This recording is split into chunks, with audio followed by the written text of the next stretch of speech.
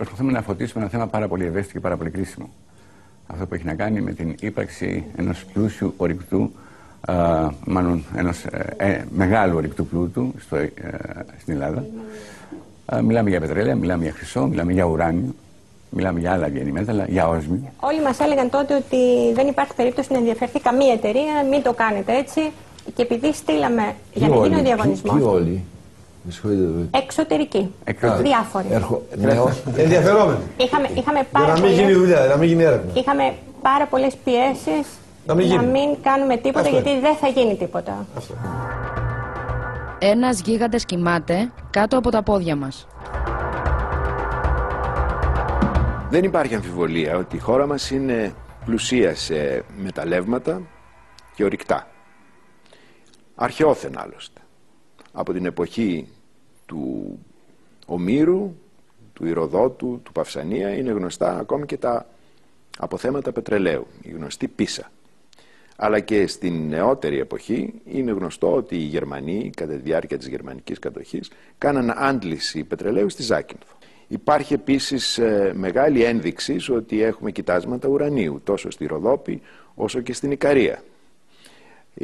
Στην Ίσο Μήλο, που είναι ένα φυσικό μουσείο ουσιαστικά, υπάρχουν πάρα πολλά ορυκτά που παίζουν σημαντικό ρόλο ως βιομηχανικά ορυκτά. Αλλά και σε άλλες περιοχές τόσο του Αιγαίου Πελάγους όσο και της Ηπειρωτικής Ελλάδος υπάρχουν πολύτιμα ορυκτά.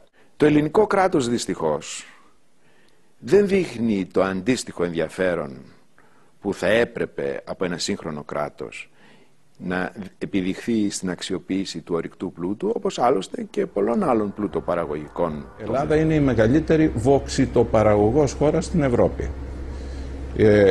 Είναι η μοναδική χώρα στην Ευρωπαϊκή Ένωση που έχει στο υπέδαφό της κοιτάσματα μαγκανίου. Θεωρείται ότι μόνο με τα κοιτάσματα της Χαλκιδικής σε χρυσό είναι η μεγαλύτερη χρυσοπαραγωγός χώρα. Ακόμη βέβαια δεν έχει, για τα γνωστά προβλήματα που ξέρετε, δεν έχει καταστεί δυνατή η εκμετάλλευση αυτών των κοιτασμάτων. Υπάρχουν βέβαια και άλλα ακόμη πιο σημαντικά κοιτάσματα χρυσού εκτός από τις Χαλκιδικής. Είναι η μεγαλύτερη λιγνητοπαραγωγός χώρα στην Ευρώπη και νομίζω ότι η Ελλάδα είναι η μεγαλύτερη παραγωγός χώρα νικελίου στην Ευρωπαϊκή Ένωση και η μόνη χώρα της Ευρωπαϊκής Ένωσης που διαθέτει το στρατηγικό ορυκτό νικέλιο. Αβίαστα λοιπόν βγαίνει το συμπέρασμα ότι η Ελλάδα από απόψεως στρατηγικών ορυκτών πρέπει να θεωρείται η σημαντικότερη χώρα στην Ευρωπαϊκή Ένωση. Στη Θεσσαλία πριν από 30 χρόνια έγινε γεωτρήσεις και βγήκε ότι η Θεσσαλία και ο νομός Γρεβενών κάθονται πάνω σε πετρέλαια και φυσικό αέριο. Πνίξανε την έκθεση των γεωτρήσεων που έγινε. 2 χρόνια γεωτρήσεις έγιναν. Εγώ όμως στρατηγός και έπεσα πάνω στις γεωτρήσεις. Εγώ το είδα, δεν μπορούν να μου πούν δεν είναι αλήθεια. Και πέραν αυτού γνωρίζω και που είναι. Είναι στο ΙΓΜΕ η έκθεση. Την έχουν κλειδωμένη.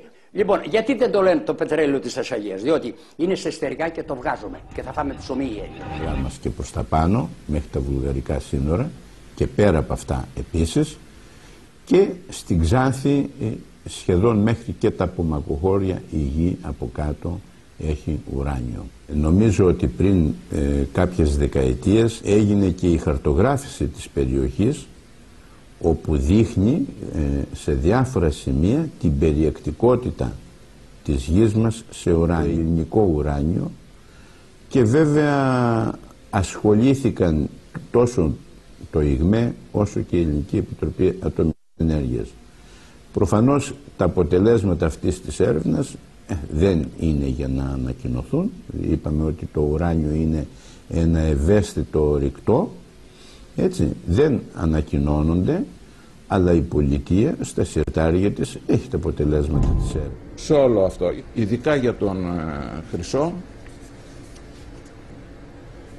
η Ολυμπιάδα Χαλκιδικής, που ήταν και το επίκεντρο των γεγονότων πριν μερικά χρόνια, από ό,τι θα θυμόσαστε, εκεί τα προσδιορισμένα πάντοτε από τους ξένους κοιτάσματα είναι περίπου 11,5 εκατομμύρια χρυσοφόρα κοιτάσματα, τα οποία περιέχουν περίπου 9 γραμμάρια χρυσού ανατόνο μεταλλεύματος. Θεωρείται ένα αρκετά πλούσιο μετάλλευμα.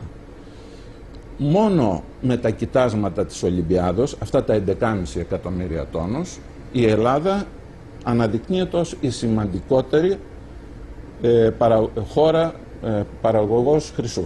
Μόνο με αυτά.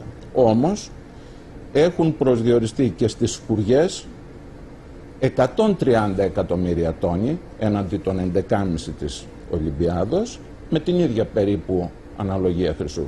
Περίπου 8-8,5 γραμμάρια ανατόνο μεταλλεύματος. Ο κύριος Λαλεχός, ο κύριος Παπαβασιλείου, ο κύριος Νικολάου και άλλοι αναφέρουν στις μελέτες τους και έχουν και χάρτες μέσα οι μελέτες τους. Τους είδατε, τα είδατε και εσείς, δεν χρειάζεται να σας πω εγώ. Ότι εκεί πέρα υπάρχουν πολύ μεγάλες ποσότητες πετρελαίου. Υπάρχει και όσμιο κάτω από τα ίμια. Στην περιοχή εκεί υπάρχει όσμιο, μια πολύ σπάνια γέα, ένα πολύ σπάνιο ρηκτό. Και σας πληροφορώ ότι από τις 34 σπάνιες γέες που είναι χαρακτηρισμένες, οι 25 υπάρχουν στο υπέδαφος της Ελλάδας. Λοιπόν, από το ουράνιο. Έχω στα χέρια μου 7 μελέτες καθηγητών πανεπιστημίου, οι οποίες δεν είχαν δει ποτέ το φως της δημοσιότητας, οι οποίες αποδεικνύουν ότι οι πολιτικοί μας γνωρίζουν από το 1950, παρακαλώ, ότι υπάρχει ουράνιο στην Ελλάδα και δεν έκαναν τίποτα. Οι 11 επιστήμονες, ειδικά που έχουν μία από τις 7 μελέτες υπογεγραμμένοι, αποδεικνύουν ότι έχουμε περίπου 10.000 τόνους κάτω από το υπέδαφος μας. Μακεδονία και Θράκη κυρίως. Κιλκής, Δράμα, Καβάλα, Σέρες, Ροδόπη. Είναι απορίας άξιο. Γιατί το ελληνικό κράτος δεν θέλει να εκμεταλλευτεί το ουράνιο του τη στιγμή που οι χώρες οι οποίες έχουν πυρηνική ενέργεια δεν έχουν στο υπέδαφος του ουράνιο οι περισσότερες και έχουν ανάγκη του ουράνιο. Το κατεργασμένο ουράνιο, επεξεργασμένο, κατεργασμένο, πέστε το όπως θέλετε, κοστίζει $20.000 το γραμμάριο. Αν εγώ σας λέω ότι βγάλουμε τους 5.000 τόνους από τους 10 και τους επεξεργαστούμε, αντιλαμβάνεστε για πόσα? 3 εκατομμύρια. Είναι τόσα πολλά που αν εξοριχθούν θα βγάλουν την Ελλάδα, θα την καταστήσουν την Ελλάδα μία από τις πλουσιότερες χώρες στον κόσμο. Εδώ υπάρχει ένας παγκόσμιος ενεργειακός χάρτης και αν δείτε η Ελλάδα είναι η μοναδική τρύπα που δεν έχει δώσει δικαιώματα, δεν έχει παραχωρήσει δικαιώματα. Αυτό συμβαίνει διότι διαχρονικά όλες οι κυβερνήσεις επικαλούμενοι το κάζους μπέλι με την Τουρκία